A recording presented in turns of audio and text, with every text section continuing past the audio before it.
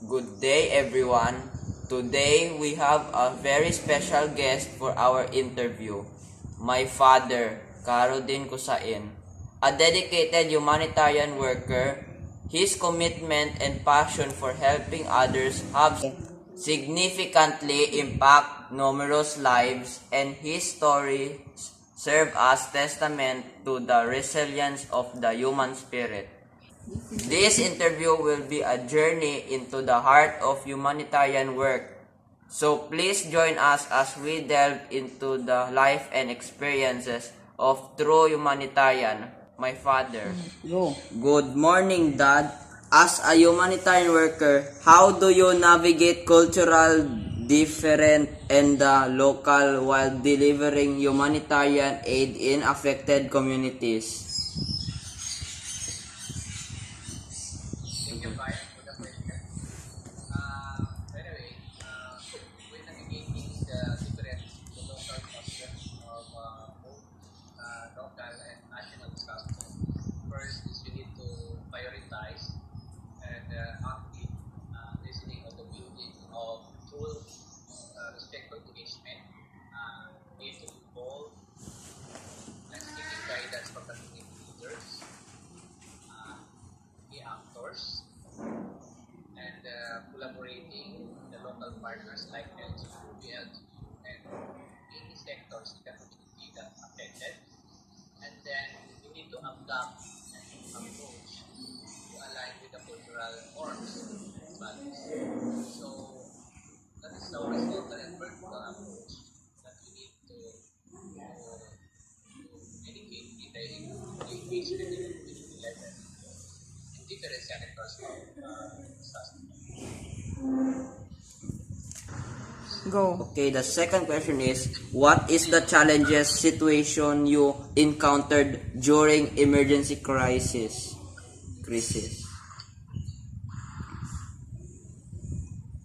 Okay, there's a lot of challenges anyway. In any disaster and any disaster in different contexts is different challenges.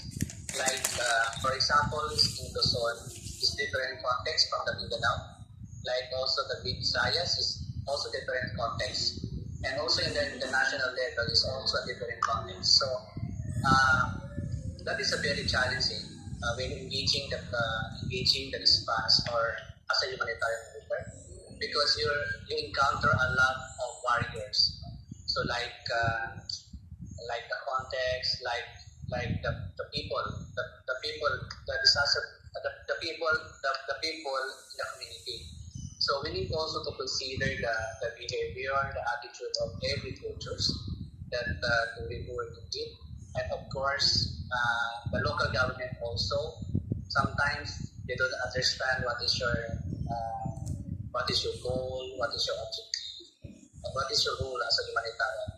So what what is first to encounter that one is you need to facilitate the discussion with the local stakeholder to identify the alternative way or transportation because sometimes the barriers is if the community is fully disaster like severe like level 3. So of course the access of the humanitarian workers, even the other delivering aid, is become very difficult to access the community where this disaster is in. Like how we can transport the goods, how we can transport the needs, because the objective of as a humanitarian is you need to deliver within the 72 hours. You need to deliver the food or any assistance that can save the life because our motive is to save life.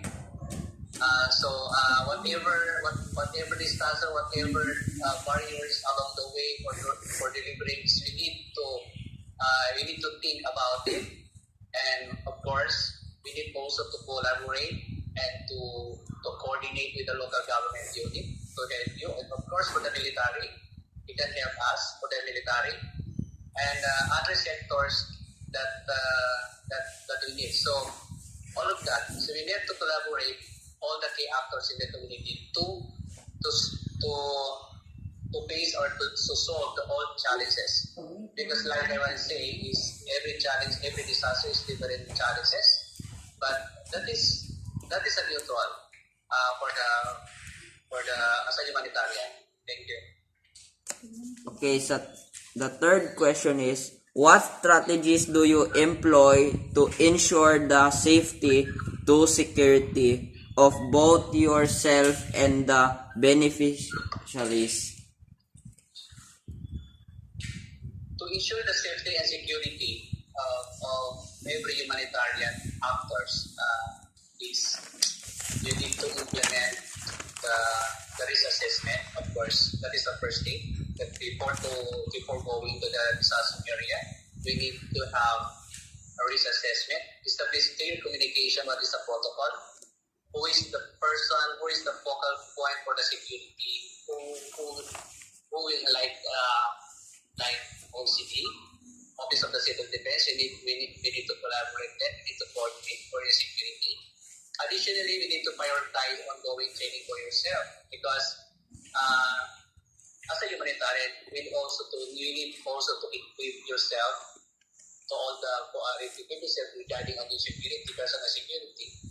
Then you also know how you can engage or how you can improve your idea about the conflict resolution, emergency response procedures, and how to mitigate the potential threat. Because we cannot deny that every time that we have an emergency, that the threat is there, both the personal threat and even the organization threat is there. But we need to also think about the beneficiaries. We need to think about the people alone. Because once again, our purpose there is to save life. Then we think about the risk, also for the beneficiaries. Also because sometimes we need also to protect our beneficiaries, like when traveling, going to the distribution area. So we need also to consider the security, how we can go to the distribution area.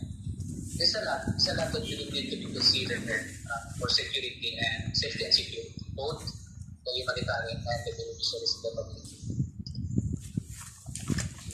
Okay, so the fourth question is, how do you prioritize needs in terms of funding versus demand? Okay, the first thing is, as a humanitarian, we need to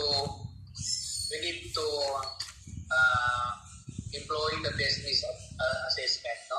So we conduct severe assessment, different approach to identify the needs, what is the basic needs and what is the very important needs for the beneficiaries. So we not go there to give like corn, seeds or whatever. So first is we need to go there to assist the area, what is the basic needs to survive. Of course, the first thing is the water, the food, the medicine, and hygiene kit. That is very important for the 72 hours to response.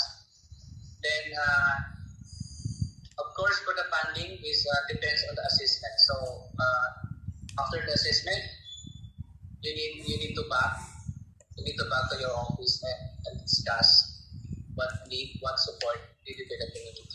That is, the decision making is within the 24 hours. We need to decide. So what process that we need, and of course what resources that we need to utilize through the strategic partnership. So sometimes that's why we have a collaboration, and that we have what do you call that? There's a group.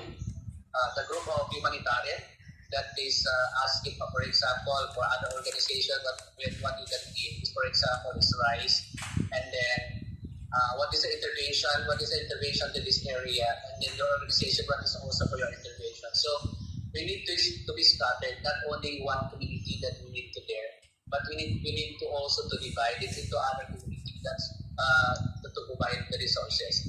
So not only for my organization is going there. So we need to be a partnership for the post-fusion solution, how we can donate and supplement the financial process. So that is the process. And also, as a partner, we also need to be transparent to every decision making. You need to be transparent because that is the money, the fund that you use for the response is sometimes that is zakat, Islamic, that is from the Islam country, that is a zakat from the rich country going to the disaster. So you need to be careful and we need to be transparent in any form of processing.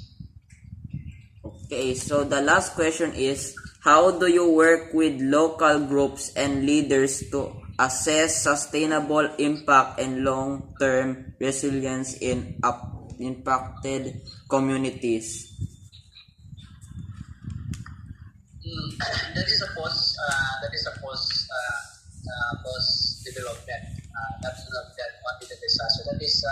That question is not only for the during the disaster, but that is even after the disaster. So to ensure the to ensure the impact, the long term resilience of areas that serve is, of course, not only to give food or whatever because if you're giving the food is just only for 24 hours or maybe the 7 days or good for 1 month or 3 months. But the thing is, we need also to prioritize how we can sustain, how we can resilience. So through the resilience is through the training. We need to train them to back their lives, like you giving the livelihood training, any income generating, and then but you need to also to and again I need to also to prioritize the collaboration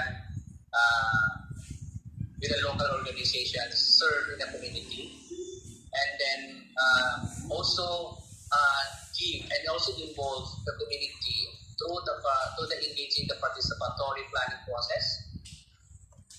Because the objective of that is why we need the community to involve any decision making in the community, in any planning in the community is so that the people in the community have ownership of the project.